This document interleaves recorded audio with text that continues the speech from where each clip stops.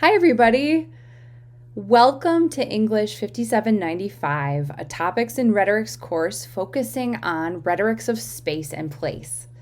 I'm Dr. Nicole Guinovardi, and I'll be your instructor for this semester. I'm really excited to get going thinking and learning with you.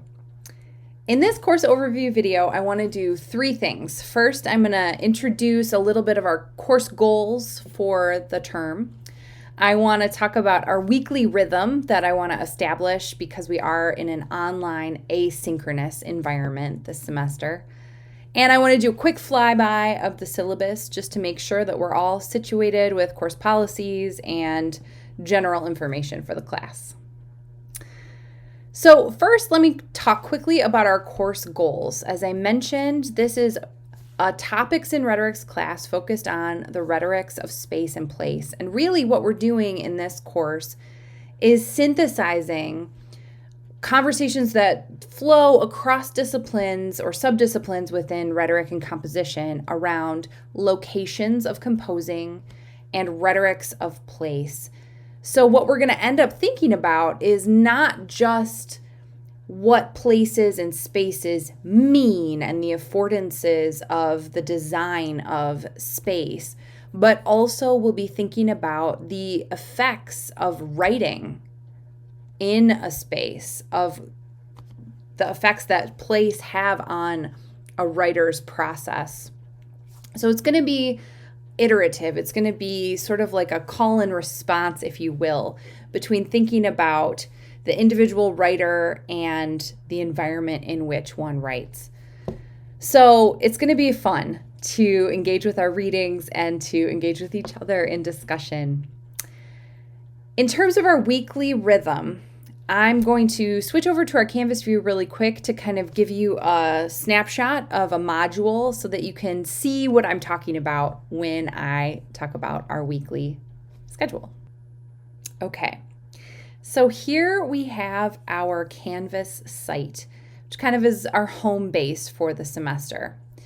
And one thing that I want you to see is that each module is a week long. So we're going to go week by week, though some of our assignments might span the course of several weeks. And you'll see that I have everything collapsed and each week can kind of be expanded as needed. But let me look at week 2 and I can show you sort of the flow or rhythm of our week. If you've taken an online class with me before, this should feel familiar to you. But basically I have us structured on a 3-day suggested schedule. Now, it is possible to do all of your work by the end of the week, and that is the firm deadline. All work must be turned in by Sunday. But I actually have spread out some of the work and created due dates on Friday for a purpose. And this is what it is. So on Wednesday, by Wednesday, this is when our week will start. By Wednesday, you want to have engaged with the readings and be working on your reading response, which is usually going to be due on every Friday. So reading responses are individual assignments. You will engage with the readings and just do a quick write-up every week after you've read. Wednesday is when I will post our weekly videos. So I'm going to try to scale that in such a way that you guys can engage with the readings and then watch the video. Embedded in our weekly videos will be the reflection prompt that you will need to do your reflective discussion.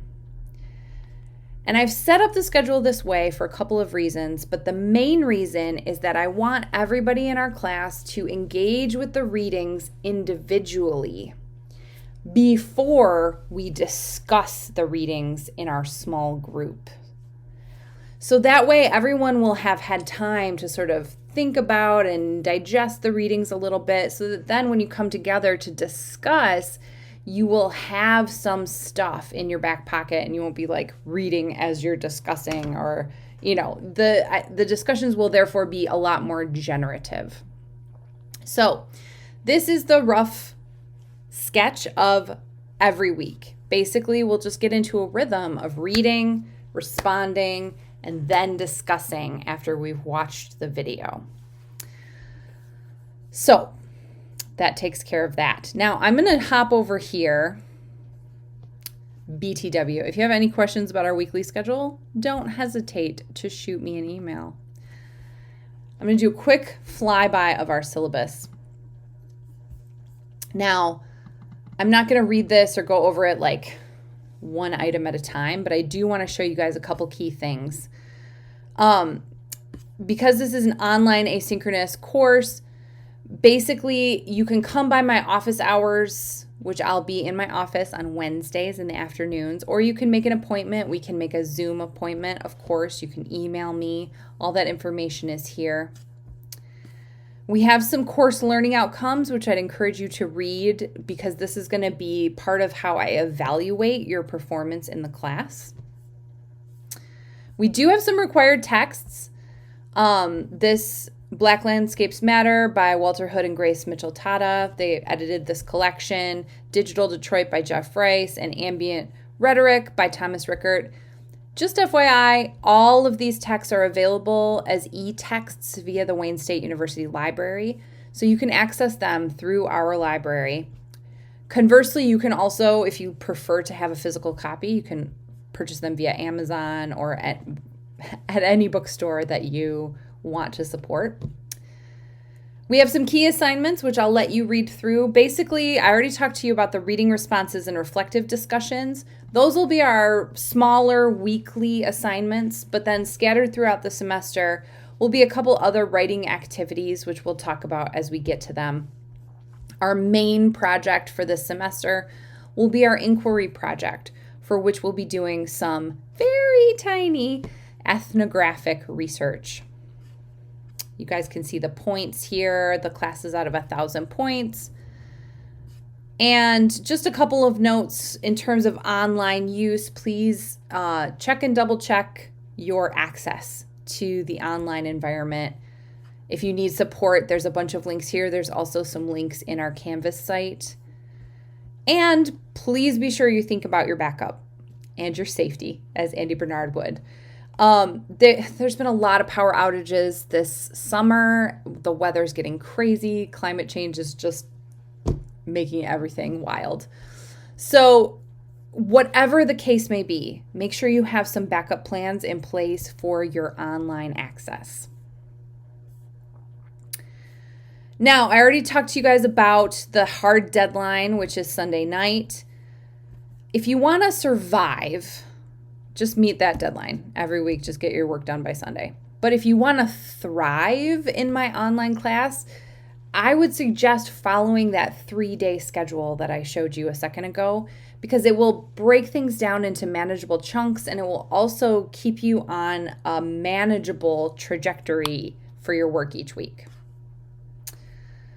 Make sure you have space to work, and hopefully it's not on fire like Moss's. Make sure that you're carving out an appropriate amount of time. I know that especially in the online environment, it can be hard to set firm boundaries around your work time, but just understand where I'm coming from as a teacher, that I'm going to assign you approximately the same amount of work to tackle asynchronously that we would cover in a face-to-face class plus homework. So just kind of keep that in your mental budget. You can see our class policies here. Basically, thank you for not turning in late work, though I am available to talk to and negotiate deadlines before the fact. If you just stay on top of everything, you won't have to worry about it. We do a lot in the class, so make sure that you're participating every week, because we're all in this together and we're all creating meaning as a group. And then in terms of our ESP-ECT, the queen, Aretha, she can be our guiding star here. We just want to be respectful to everyone in the class, regardless of our feelings, and just raise the bar even higher, because it's harder, I think, to communicate supportive, respectful behavior when you're talking about each other's writing. So we're just going to raise that bar super high. You guys can read some of these policies. One of the best ways that you can find support in this class is to communicate with me, your instructor. You can email me, we can set up a Zoom appointment, you can come by my office during office hours if that's feeling safe and comfortable for you. But do understand that I am super available, but I don't check my email every hour of the day. So I may need 24 hours to 48 hours on the weekend to reply to you appropriately. But there's other support services, the Writing Center, Student Disabilities Resources, lots of ways for you to get support. There's no reason why you can't get the support you need to succeed in my class. All right. You can see here at the end of the syllabus, there is the schedule week by week, so you can look at that at your leisure. I'm going to pull back to the full view and close out this overview video. Okay, so once again, I just want to welcome you to English 5795. I think we're going to have a really interesting semester, and we've got a lot of things to discuss around rhetorics of space and place that I think will both find an interesting home for us to occupy and be able to push us into exciting, new, challenging directions. So it's going to be a great semester. Now, your final note, the assignment that I'm going to leave you with, it's not really an assignment, but it's more like an intro activity. You'll see in our Canvas site that underneath the announcements tab on the left is a tab marked chat. And what I would love for everyone to do is to head over there to introduce yourself and to present your word for the semester. So I don't know if you've ever heard this before, but if you think about what you want the semester to be, and try to distill it down into one word. So, for example, persistence or flexibility, or my word for the semester is space, like holding space for what is important for my students, for myself, and making sure that I have the firm boundaries to create that space. So, what is your word for the semester? Head over to the chat in our Canvas site, introduce yourself, and share your word and why you picked it.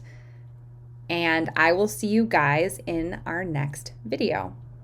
Bye, everybody.